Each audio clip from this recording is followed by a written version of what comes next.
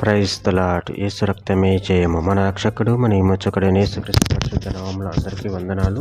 చిన్న ప్రార్థన ద్వారా ఉదయకాల వాక్యదానం చేసుకుందాము. పరిశుద్ధుడా మహాగణుడైన దేవ యేసయ్య, సర్వాధికారి నాయన మీకే వేలాది వందనములు కృతజ్ఞతాస్తుతి స్తోత్రం చెల్లించుకుంటున్నాను. దేవ ఉదయకాలం ప్రభు వాక్యభాగం ధ్యానిస్తుండగా వాక్యభాగం మాకు అర్థమవులకు సహాయం చేసి మీ కృపలో బలపరిచి మీకు మాదిరిగా మమ్మల్ని నడిపించమని చిన్న ప్రార్థన యేసుక్రీస్తు పరిశుద్ధ నామములో అడిగి వేడుకుంటున్నాను తండ్రి. Amen amen.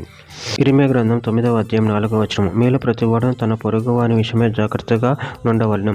ఏ సహోదరునైనా నమ్మకుడి. నిజముగా ప్రతి సహోదరుడును తంత్రగొట్టు తన సహోదరుని కోపముంచుచును.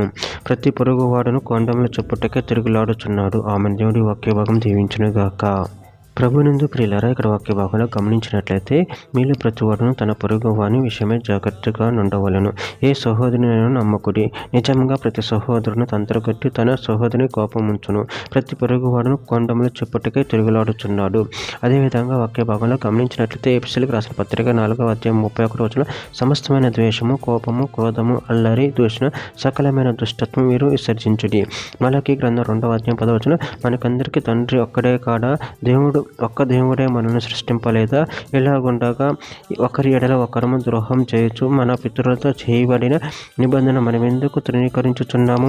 మీకా గ్రంథం 7వ అధ్యాయం 5-6 వచనంలో, స్నేహితుని యందు నమ్మిక ఉంచవద్దు, ముఖ్య స్నేహితుని నమ్ముకొనవద్దు. నీ కోవిటిలో పండుకొని ఉన్న దాని ఎదుట నీ పెదవుల ద్వారమును కాపు పెట్టుము. కుమారుడు తండ్రిని నిర్లక్ష్య పెట్టుచున్నాడు. కుమార్తె తల్లి మీదని, కోడలు అత్త మీదకి లేచుదురు. ఎవరింటి వారు వారికి విరోధులగుదురు. కీర్తన గ్రంథం 12వ అధ్యాయం 2-3 వచనాల్లో, అందరూ ఒకరితో ఒకరు అబద్ధములాడుదురు. మోసకరమైన మనసు గలవారు ఇచ్చకములాడు పెదవులతో పలుకుదురు. యెహోవా ఇచ్చకములాడు పెదవులన్నిటినీ, బిక్కములాడు నాలుకలన్నింటినీ కోసివేయును. తిమోతికి రాసిన మొదటి పత్రిక 3వ అధ్యాయం 11వ వచనంలో, అటు వల్ల పరిచర్య చేయు స్త్రీలను మౌనులై, కొండలు చెప్పని వారును, మితానుభావం గలవారును, అన్ని విషయములలో నమ్మకమైన వారునై ఉండవలెను. తెస్సలోనికీయులకు రాసిన మొదటి పత్రిక 4వ అధ్యాయం 6వ వచనం. ఈ విషయమెందెవడును అతిక్రమించి తన సహోదరునికి మోసం చేయకుండవలెను. ఎందుకనగా మేము పూర్వం మీతో చెప్పి సాక్ష్యం ఇచ్చిన ప్రకారం ప్రభు వీటన్నిటి విషయమై ప్రతిదండన చేయుచున్నాడు. చివరిగా ఒక మాట. సామెతల గ్రంథం 10వ అధ్యాయం 18వ వచనం.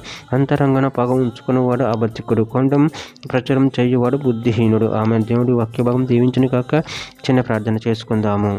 పరిశుద్ధుడ మహాగణుడు అనే దేవ యేసయ్య, సర్వాధికారి నాయన మీకు వేలాది వందనములు కృతజ్ఞతాస్తుతి స్తోత్రం చెల్లించుకుంటూ నాయన మీ అందు మీ భయభక్తులు కలిగి మీ ప్రేమ కృప మమ్మల్ని కాచి కాపాడి నీకు మహిమకరంగా మమ్మల్ని వాడుకోమని చిన్న ప్రార్థన యేసుక్రీస్తు పరిశుద్ధ నామములో అడిగి వేడుకుంటున్నాను తండ్రి. Amen amen amen.